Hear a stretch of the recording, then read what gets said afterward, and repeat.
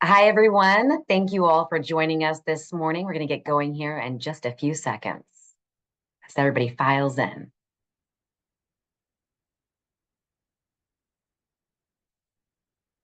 And good morning to all of you. Welcome to Real Talk on Education, Kindergarten Readiness. Can't wait. I'm your host, Courtney Robinson from 10 Tampa Bay News. The famed book, All I Really Need to Know I Learned in Kindergarten, celebrates the enduring wisdom of childhood lessons. But what we've learned now is that children divine more than wisdom in that first year of grade school education. In fact, we know that our parents, our teachers, and our society must infuse our preschoolers with lessons about learning, life skills, behavior, and the tried and true principles of reading, writing, and arithmetic before they even reach that kindergarten classroom. Why? Because the gains they make if they arrive prepared on that first day of kindergarten can be life-changing. Because their success can transform families and fuel economic mobility. Because if we do not elevate our preschoolers and address the crisis, our state will continue to lose annually $5.4 billion in economic value due to working parents having to be away from their jobs while caring for early learners. This is why kindergarten readiness can't wait.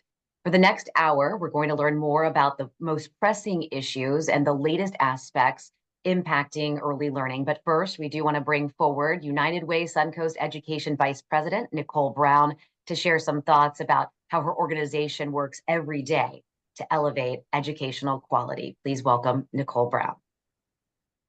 Thank you. I recently visited one of our childcare center partners for a fall-themed literacy event, and few things bring more joy to my heart than watching how we interact with smiling preschoolers and grateful early learning educators. Our United Way Suncoast team provided classroom books for a read aloud, autumn-inspired activities, and crafts. Volunteers spent time engaging with the students, gaining as much as they gave. I'm inspired to see how we've grown a relationship with this preschool and centers across our region over the last 3 years. Our Quality Childcare Initiative has preschool teams openly welcoming us into their school family. With this ongoing connection, we see that teachers are more open to training and classroom behavior supports. They embrace being a part of a teacher-focused community of practice. They utilize new physical classroom resources that they now have access to. And supporting early learning teachers adds value that leads to young children enjoying a better experience as they move towards kindergarten readiness. This is just one way we support children from birth to 5 years old. We employ a multifaceted approach with a focus on creating equitable access to early learning. We also form partnerships with other local nonprofits and the community to implement intentional strategies to address achievement gaps and promote children's success. By investing in both proven and innovative strategies, we close the critical gaps that affect children during these early years and throughout their academic journey. That's what we call educational opportunity. And understand, our work not only focuses on elevating educational opportunity in classrooms, it also incorporates family engagement that connects to our other two impact areas, financial security and community resiliency.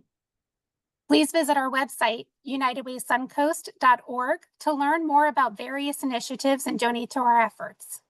With 80 to 90% of brain development occurring between birth and the age of 5, kindergarten readiness can't wait, and we can't wait for you to support kindergarten readiness. Thank you, Nicole. Now let's set the table by examining where early learning sits in our state. To help with this effort, we do want to bring forward someone who has logged a dozen years of experience working on early learning issues at the state level, after earning her bachelor's and master's degrees from Florida State University. She is now entering her third year as the executive director of Florida's Association of Early Learning Coalitions. Let's welcome Molly Grant. Molly, as we get going here, what are the current headwinds and tailwinds facing early learning in the state of Florida? Good morning, Courtney, and thanks for having me here. So I'm going to get started with the tailwinds actually. So when I got started in this space, like you said, I've been in it actually close to 15 years now. I remember a time where early learning was barely ever talked about. It was intermittent at best and was really kind of still thought of as just that babysitting time of a child's life, where no real education was happening. That didn't really start until later on in life. And one of the greatest tailwinds that we're seeing is that that narrative is changing, right? People are really starting to recognize the importance of those first few years of life in terms of setting the foundation for children, for their success, both academically, as well as the benefits that having access to affordable and high quality childcare provides to the parents and being able to participate in the workforce. And so just in the aspect that people are talking about early learning, are starting to understand the importance of early learning for both children, the families, for our society, and the long-term benefits to our economy is fantastic. Some of the other tailwinds that we've seen over the last few years is we have an amazing infrastructure here in our state, coupled with the Department of Education working in conjunction with our 30 early learning coalitions throughout the state to really implement our early learning programs in partnership with our childcare providers. Um, that infrastructure is one that is unlike any other in the nation, in all honesty, and really allows us to, one, provide a cohesive system of early care and education, but also allows that unique local flexibility that we know we need in a diverse state like Florida. Some other things that have happened recently that have really helped improve access and affordability for our early learning space is in terms of our school readiness program, which is our child care financial assistant or tuition assistance program in the state. Last year, the legislature approved a realignment of that entrance threshold to state median income, which one, preserved a lot of access for families being able to access childcare so that they could continue working and remaining in the workforce, but also expanded it slightly to ensure that we're really capturing and providing services to families that need it the most in order to participate in Florida's economy. We've also seen a lot of strides in terms of engaging businesses in this space with the passage of a child care tax credit program. There's been a lot of work around provider reimbursement rates and ensuring that the amount that we're reimbursing our providers for these services really reflects what it costs to provide that service to those children.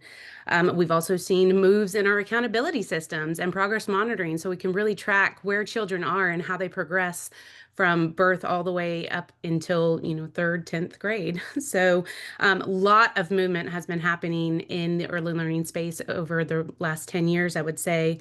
So we're seeing a tremendous amount of progress, but there's still a lot of pressure that we see.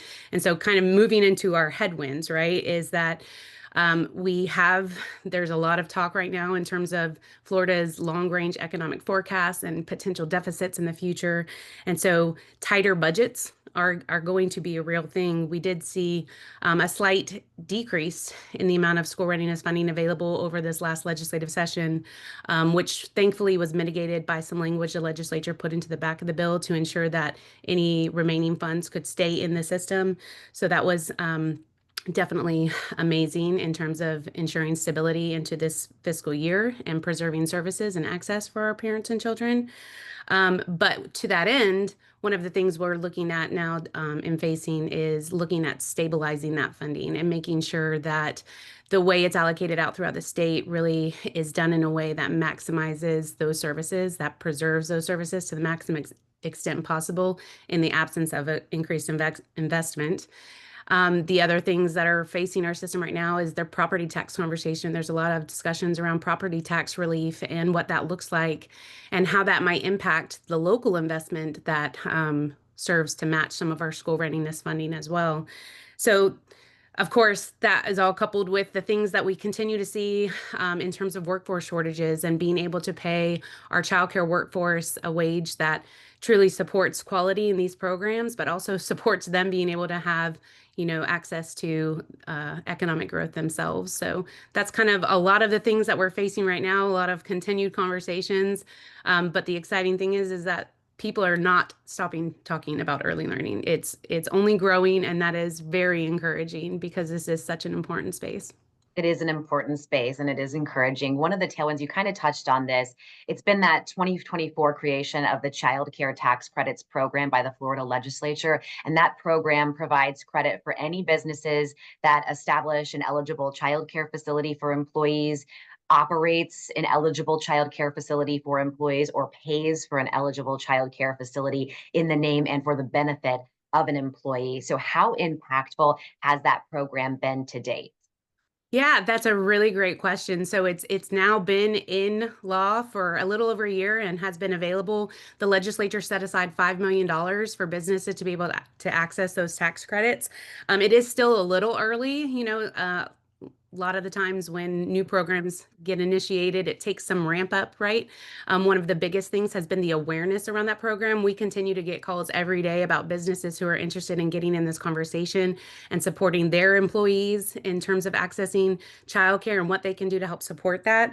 But we're continuing to see that employer interest grow for the childcare tax credit program. It's a really important program and recognizes that childcare is not, just early learning, it's education, right? But it's also a really important workforce strategy and economic development strategy for businesses.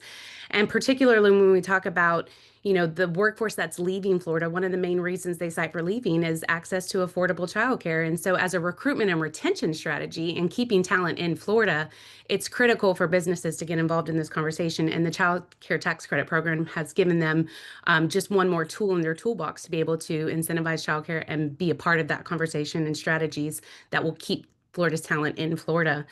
So over time, the more that we see businesses get involved in this conversation, engaging in that tax credit program, that program hopefully will continue to grow.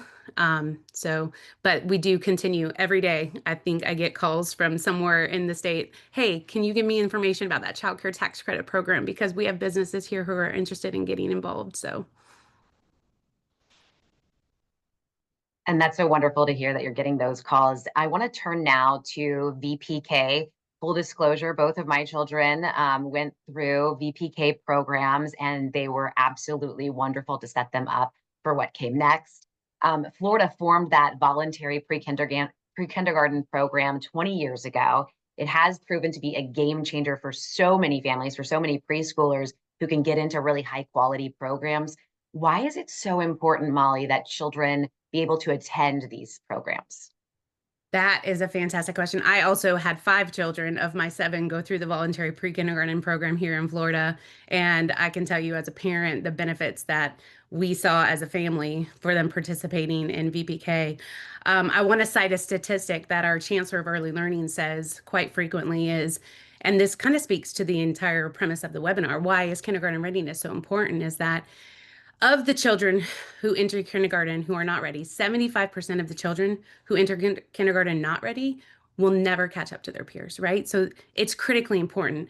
But what we've seen with the VPK program specifically is that if you participate in VPK, you are much more likely to enter kindergarten ready, right? And then that tracks to your 3rd grade reading, your 8th grade math and reading levels, as well as then your graduation rate. So VPK is that kind of boost, right? That gives everybody that extra step that they need to be able to enter kindergarten ready for that later academic success. And so the foundation that VPK provides is invaluable, right? And so the benefits that we've seen throughout the state in every single community, you'll see out of the children who enter kindergarten, those that participated in VPK, those are much more likely to be ready when they enter kindergarten. And that tracks into their entire future. And Molly, last year, the state also implemented that new VPK assessment system, so it yields provider scores. How can families use this information to make sure that they're making a good choice for their children? Well, ultimately, right. I know when I was participating with my kids in VPK, there was nowhere that I could really go that told me what is this provider like, right? What kind of benefits will my child see from participating specifically at this provider? And so I think one of the major benefits as a parent, right, is having access to those accountability metrics and those designations is it gives the parent a little bit of inkling in terms of what kinds of value they might see, what kinds of growth that their child might see from participating in the VPK program with that provider. It also provides really good quality feedback, right, for the program so that we as coalitions can help support providers in increasing those levels of quality, ever increasing those levels of quality. And so, while, an accountability metric or a designation is not the end all be all, right? It's one data metric, right, that provides some insight for parents into making really informed decisions and making choices that are the best for their child and for their family situation. I would always encourage too to make those visits too, because there can't be enough said about the climate and the environment of the classroom as well, which is also incorporated into those VPK designations and metrics. So I think ultimately, though, just being able to have information about how that provider is performing in the context of what we've said is kindergarten readiness, as well as for a parent being able to see that child's progress from VPK all the way into kindergarten, first, second, and third grade. You can see that how that tracks. It just provides really invaluable information for them to make informed decisions on how they continue to support their child's development at home as well. Great points. Thank you. And in closing, what do you see for the future of early learning in Florida? I am so optimistic, honestly. Seeing where our state has gone from the time I entered this space, I used to just be in policy in general. But since I've come into the early education policy space, I am so optimistic for Florida. I have the benefit of being able to go and visit other states and see what things are like. And I have to say, Florida is a leader, not just in education, but in early education as well. And I think the more we continue to focus on the investment that we're making in early education, in our early childhood workforce, in our providers that support early education, the way we use our data and continue to use our data to inform quality improvements. And the more that we expand those public-private partnerships like we are with the Child Care Tax Credit Program, we are going to continue to be a national leader in early education, which ultimately helps us sustain that effort that we have as a leader in education already in the nation. And then just keeping families and children at the center of all of that. Florida is positioned to be number one in early education. And we definitely want to stay on that trend. Thank you, Molly, for all that you do to support early education in the state of Florida. And to continue our conversation on the local level, we do want to bring in some representatives from each county of the local early learning coalitions in United Way Suncoast's 5-county service area. So joining us here today, we have Fred Hicks, who is the CEO of the Early Learning Coalition of Hillsborough County, Lindsay Carson, the CEO of the Early Learning Coalition of Pinellas County, Melissa Cujas, Director of Provider Quality and Child Development from the Manatee ELC, Allison Fraga, CEO of the Sarasota ELC, and Lori McDonald, the Lead Child Development and Education Services from the ELC of the Florida Heartland that serves DeSoto County as well. So thank you all for being here. This is how this is going to work. We're going to address some very specific topics related to early learning, and I'm going to give each of you a chance to really start us off with a particular topic, and then the rest of the panel will have the option to chime in. So, Lindsay, if we could start with you. Over the last year, the state has changed how we calculate kindergarten readiness scores. With those new numbers, our area's readiness scores did dip slightly. So where's Pinellas and the region really in terms of readiness, and do you think we're still moving in the right direction? Thank you. I appreciate the question. I think it's important to draw attention to that because we have seen a dip in the numbers. When they recalibrated the system a little bit to align to that pre-K through 2 assessment, so we could really see how children are progressing over time. With that change, we saw the dip.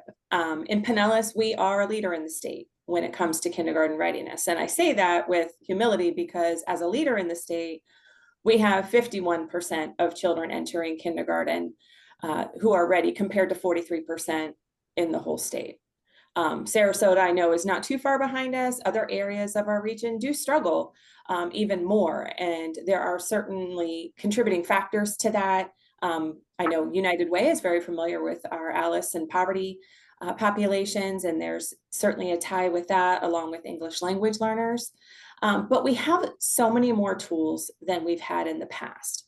And so despite that calibration, we are moving, I believe, in the right direction.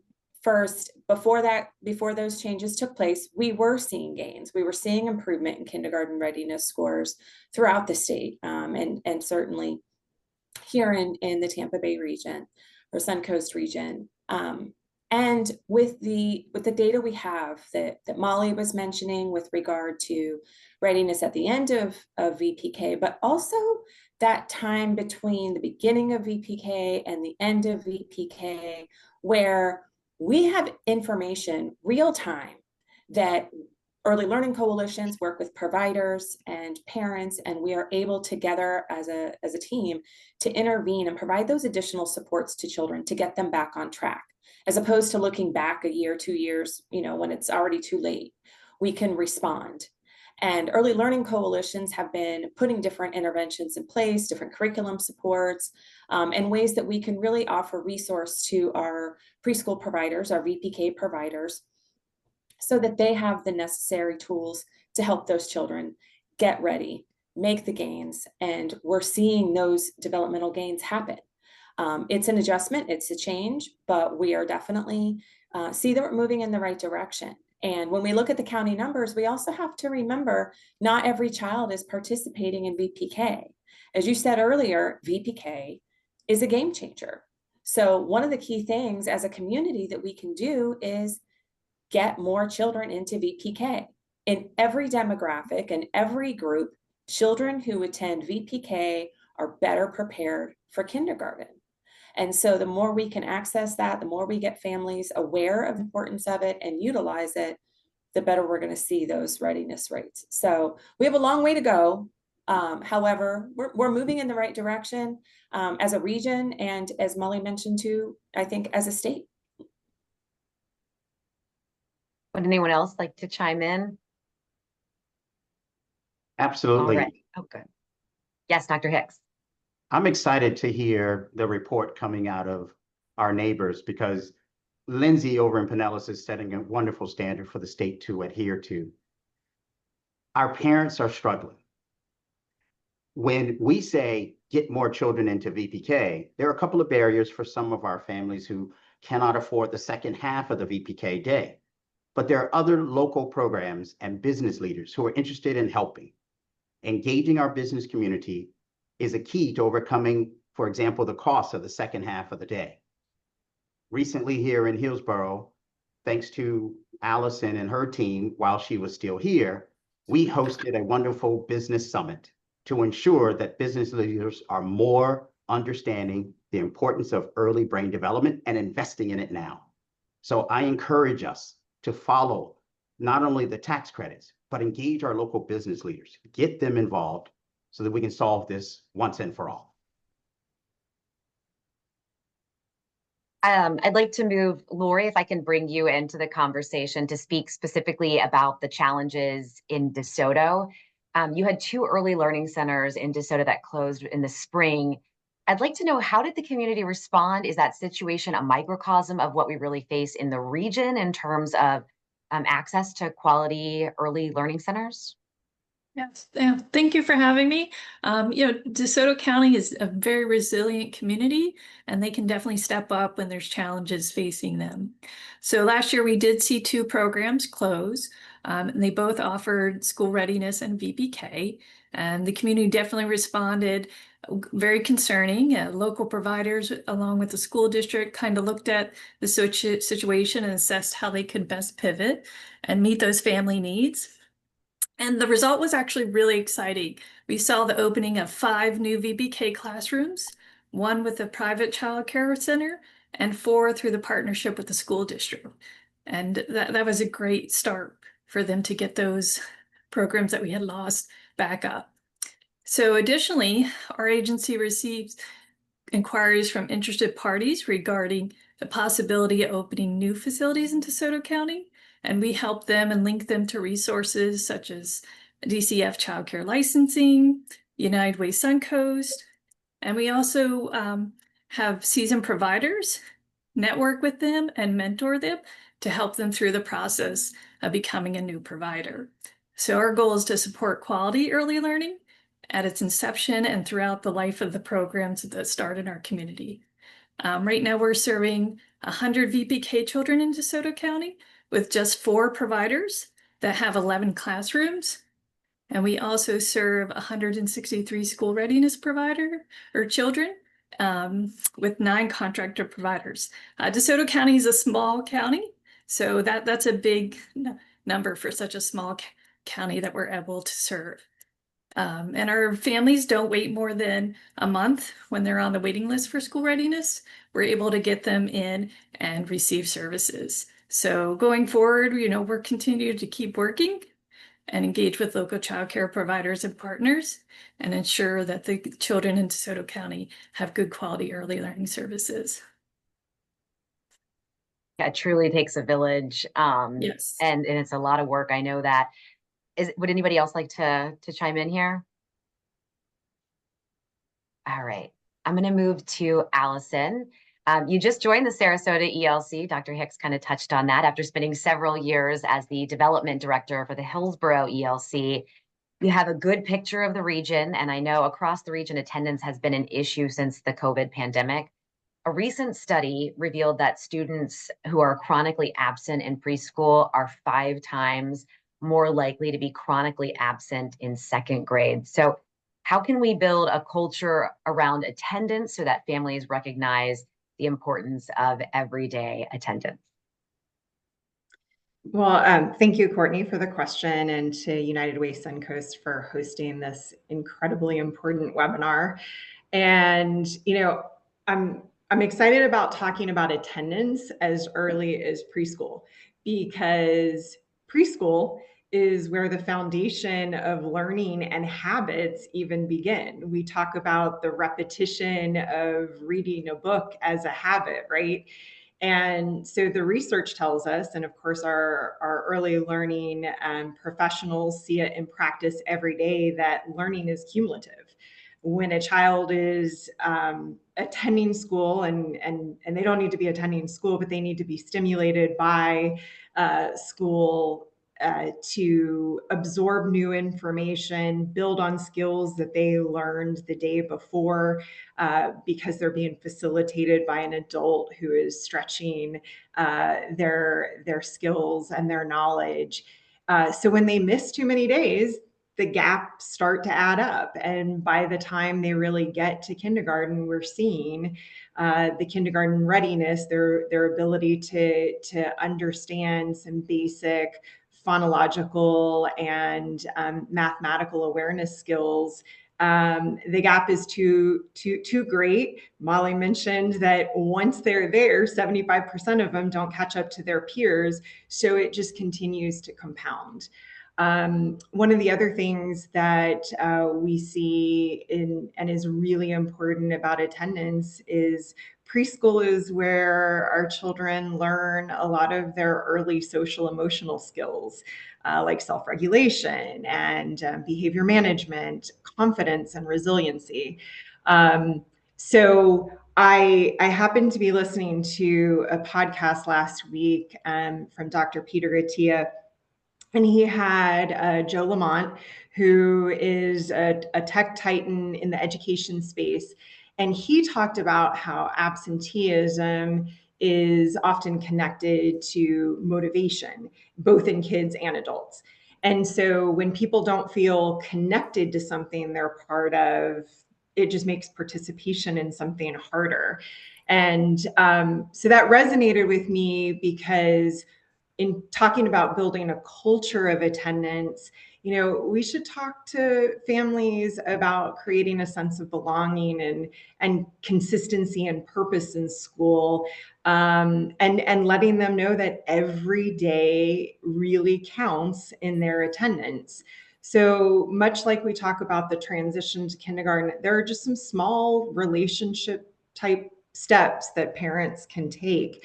They can talk about school in positive terms. They can make attendance part of a child's identity and not a rule. You must go to school. You can build consistent routines, which make mornings easier, like consistent bedtimes and maybe breakfast together. That creates less stress on a child and can make the transition to wanting to go to school and into the classroom easier, particularly in those younger, 2 to 4 years old. One of the things I think my peers and I certainly here in Sarasota County on behalf of our early education professionals would say is one of the most important is to stay connected to your child's preschool, to respect the teachers who are facilitating the learning of your child. And that reciprocated respect will also resonate with the child and want to attend school. Little things like hugs and gifts and, valuing that the teacher is an integral part of your child's development, but also family. So I think when we frame attendance as an act of care and opportunity, not something that's compliance like or punitive, then we really help children internalize that showing up matters, and that's going to bode well for their longevity in school, but truly for life as well.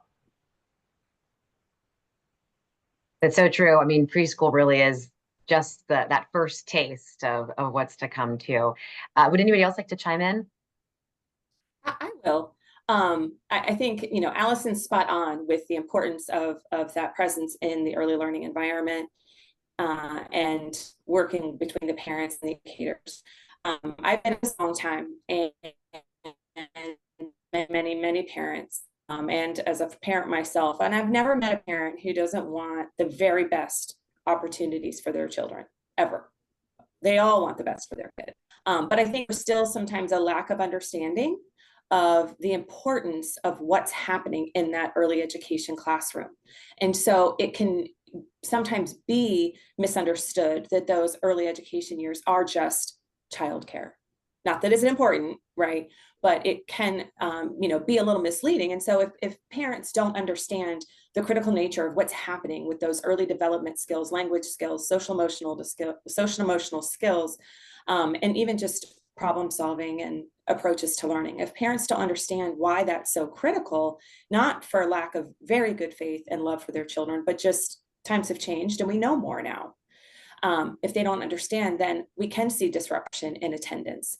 And, I would hypothesize that their behaviors at home and how they support their child's development might be a little bit different if they haven't fully embraced that. And I think one of the most critical things we can do to engage them in VPK, engage them in the early learning process, both in the classroom and at home and beyond, is helping families and engaging parents as that child's first teacher in that development, and then that attendance becomes so much more important. One of the things we're finding in Pinellas too is, of course, we all know that we had the big shift with COVID and families working from home. And so at times, some of them just stay working from home, and it's sometimes easier to just keep the kid at home because you got a meeting early in the morning or something like that. And so, I think that may impact attendance as well. Yeah, those are all really, really good points. And I know many of us are on this panel are parents as well, and that struggle continues all the way through. So thank you. Thank you so much for those points, Lindsay. Melissa, if I could bring you in here from the Early Learning Coalition of Manatee. We don't want the responsibility, of course, of kindergarten readiness to just fall on early learning coalitions or the United Way of Suncoast or our early learning educators, those child care centers as well. I mean, it really is a community issue and it's a business issue too. So what can the community do to support our young children and support their families too? Thank you, Courtney. Yes, you are correct. We don't want this issue to feel like it is falling just on the early childhood community. It is a shared responsibility. It is something that out in the community we all need to be thinking about, including businesses, civic leaders, and citizens of the community. Some things that you can do are raise awareness about the importance of early childhood education. I know that we've done a great job of doing this, but I think it's something that we need to continue to do. Also making sure that you're supporting these families when they are out in the community. I think sometimes parents feel like it is a very lonely world raising children. And so making sure that the families know that they are supported. In terms of businesses, investing in early childhood education is so important. Not only if you own some type of store where community members are coming in, having toys available for the family, for the children to play with while parents are filling out paperwork or while they're shopping. Also making sure that you are encouraging conversations between the families and the children. Especially, we know how important it is to ask open-ended questions. So making sure that families are asking open-ended questions and maybe having some prompts, you know, if you're at the grocery store, having some questions to ask about produce, what their favorite fruit is, things like that. In terms of a business owner who employs families or parents that have children, offer flexible schedules. That is so important for families. I know a lot of times if you do have a child that's in VPK, they may have something that they're inviting families to and encouraging the families to make sure that they can still be there for their child. Also participating in the child tax care credit, and also connect with your local childcare centers and see if they're willing to engage in a partnership with you. Because I think if families know that their child is somewhere safe, somewhere that's close by, they're going to be more likely to be a present employee in the workforce. Absolutely. And would anyone else like to kind of chime in here? All right. All right, Fred, let's move to Hillsborough County here. Parents are their children's first teacher. I shared with you that the ELC of Hillsborough County, my oldest daughter took part in a program that was really, really great. It helped me learn how to work with her at a young age. So what happens in the home, of course, is just as important as what happens in all of our early learning centers. If you could tell families just a couple of things to help their child be ready for kindergarten, what would you say? Oh my goodness, I'm thrilled to have this question. I was so excited. First of all, parents, put this down. When children are around, put this down. What do you do once you put the cell phone down or the tablet? You tune in, you absolutely talk more, and you take turns. What does that translate into? For many of our parents, we are so busy working multiple jobs trying to make ends meet. I understand. I absolutely understand and see it every single day.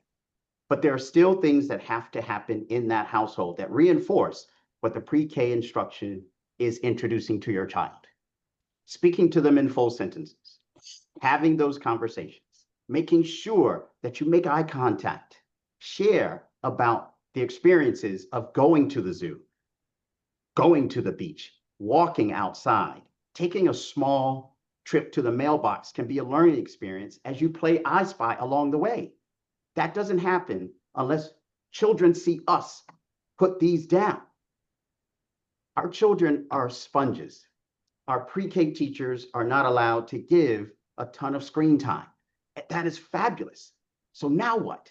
We go backwards in time to an era when these devices did not interfere with those early education experiences. Children need fine motor skills. It's okay for them to run around at the playground. Oftentimes, we forget the power of play and learning. Here in Hillsborough County, we have a wonderful program called Day of Play. The next one is on December 6th, and it takes place at Jackson Springs Park and Community Center. Absolutely join us. And literally, join us and learn how to interact and play with your child. If your pre-K teacher is structuring a day around circles, and your home now with your child and on this device, you're not going to have the opportunity to reinforce what has been introduced in that classroom for that entire day. And I don't know about you, but circles are all around us. Now is the time, especially up to age 5, when 90% of that brain is being developed, to take turns, tune in, and literally talk more with your child. You will see 3rd grade reading improve. You'll see a child's self-esteem and confidence improve, and you will see their curiosity blossom. When I see a child that is not speaking up, I know we have a problem. I know that we have a problem, and we don't want any issues going forward. So please put down the tablets, take turns, and really interact with your child. And Melissa touched on that too with the open-ended questions. Sometimes I ask a question and I have to go, wait a second, that was a yes/no question, and I have to flip it around. Would anybody else like to chime in here on things that parents can do to also support and help their kids, develop so early? Courtney, I would just add to many of the important touch points that Dr. Hicks mentioned, is that it's never too early. Your child doesn't need to be mobile to play with them or to talk to them or to read with them. As soon as a child's born, and of course the science is there to support, even in utero, a child is learning. But as soon as a child is born, it is appropriate to sing to them, to play with them, to talk to them, to introduce them to vocabulary, and peekaboo is a game. There's an excellent TED Talk by a young lady who does this TED Talk that talks about peekaboo changing the world. And it's because playing and encouraging that brain development is so critical as early as possible. Allison, Dr. Hicks, thank you so much. Finally, I have a question for the entire panel here. New Mexico recently announced that in November, it will become the first state in the nation to guarantee no-cost universal childcare starting November 1st. So I know the state of Florida's appetite maybe isn't right there to take on the cost. And of course, we are a much larger state than New Mexico. But if we ever got to that point where we could guarantee no-cost childcare, how would it make a difference, not only for our children, but in the overall community? I can kick us off. So it does, as we've already talked about a little bit, this is an issue that is, bigger than kids, although they're the most important part. It really touches so many different aspects of our community. And part of that is, and I know a priority for United Way, is that financial stability. Parents having access to affordable childcare allows parents to work. And it's undeniable that when there's a parent who can't work because the cost of care is prohibitive and someone stays home, it's predominantly still women. And those women are having a harder time advancing their careers, and families are having a harder time on that path to self-sufficiency. At the same time, we hear continuously from businesses. We work closely with our chambers locally, the Florida Chamber, and businesses struggle with employees. They struggle with employees. Those employers, especially though, that are hiring a lot of our lower income and ALIS families, are particularly impacted by this because that cost of care becomes prohibitive. And when they hit that point where they don't qualify for additional assistance, it becomes very difficult for them to work. So we end up with workforce shortages. And in Florida, as we talk about wanting to cut, property taxes, for example, if we don't have a thriving and strong economy, then it makes it really difficult to do that. Our population in Pinellas County, among our low-income and ALIS populations, works so heavily in healthcare. The biggest for-profit group is assisted living facilities. If we don't have enough people to work in assisted living facilities, think about those consequences, that and childcare for that matter. But healthcare, retail, hospitality, and let's think about what fuels Florida's economy and allows us to enjoy the benefits that we have as our economy grows. And it takes a workforce to do that. And a workforce takes childcare. And bringing that to everyone, that childcare helps the entire community, not just those parents, not just those with children, but it helps everyone so that we can thrive. Yeah, and I would add on to that a challenge to even reframe the question as offering, universal early education, because when we call it childcare, we're inferring it's the personal responsibility of parents. But when we refer to it as early education, which everyone has already outlined, that the learning starts very, very early, not in kindergarten when a child starts attending school, that the importance of funding it publicly is the same as we fund our K through 12 system. And then when we treat it like that type of investment, the return is just significant. Many of the ones that Lindsay outlined, but other things like better health outcomes are included in some of the significance that we would see in our return on investment in that. I'd like to just say, for our parents who are receiving that additional support, it makes a huge difference. We talk about certain zip codes in each of our counties where we see a continuous cycle of poverty. That additional assistance in those households for those youngest learners is a game changer. Imagine not having to come out of pocket for close to $900, $1,100 a month. What that could do to ensure that families have what they need to make ends meet.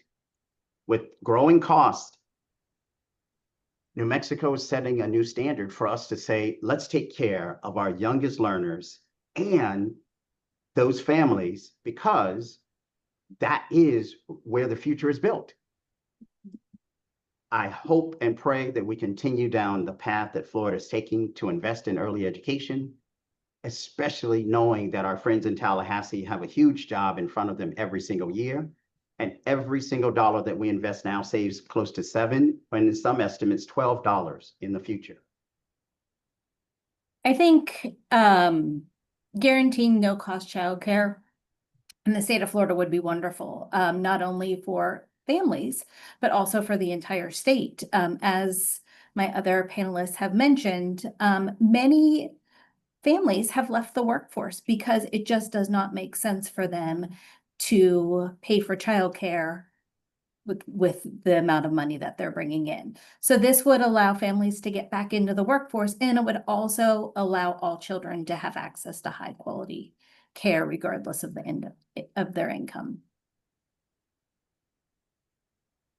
Yeah, I'd say I agree with everything everybody says. And we have a lot of transient families who have been leaving the area, because the cost of living is so high. So having that available to them to pay for that might keep some of those families here and staying, because that's a huge expense for families. Wonderful. And, really setting that stage again, as we said, it's that first taste, that early learning, not just BPK, but before that as well. Thank you all so much for your thoughts and considerate responses. To our panel, thank you again, ELC Hillsborough CEO, Fred Hicks, ELC of Pinellas CEO, Lindsay Carson, ELC of Manatee Director of Provider Quality and Child Development, Melissa Kugis, ELC of Sarasota CEO, Allison Fraga, and Lori McDonald, Lead Child Development and Education Services Data from the ELC of the Florida Heartland. Again, I'm 10 Tampa Bay News anchor, Courtney Robinson, and it has been my pleasure to serve you as your MC today. And now to provide some closing thoughts for all of you before we wrap up our webinar, here is United Way Suncoast Chief Impact Officer, Bronwyn Baytall. Thank you very much. And thank you so much for everybody who was here today to help educate us on this topic. United Way Suncoast mobilizes communities to action so all can thrive. A recent white paper from Our Club Childcare revealed that Florida has one of the fastest accelerating costs for quality early education in the nation. In 2025, center-based infant care in Florida costs about $9,500 per year, nearly doubling the annual cost of tuition and fees at a Florida public college. That statistic reflects the challenging status of early education in the Sunshine State. It also gives us every reason to advocate for solutions from our elected officials. All the partners working to elevate early education need our help. As we heard this morning, the Florida legislature has cut funding for the School Readiness Initiative, a sliding scale tuition program that made childcare more affordable for thousands of families in our region. It would be great to see that funding restored, not just for families, but also for the impact that it has on our community. Childcare represents one of the best investments in our collective future. It's a proven tool to generate success for children, for families, and for our workforce. Let's remind our elected officials of its importance. Let's bring greater innovation to ensuring that every child has a strong start. And let's get everyone to realize that kindergarten readiness can't wait. Together, we're greater than any challenge. That's why we always say, united we rise, united we win. Onward.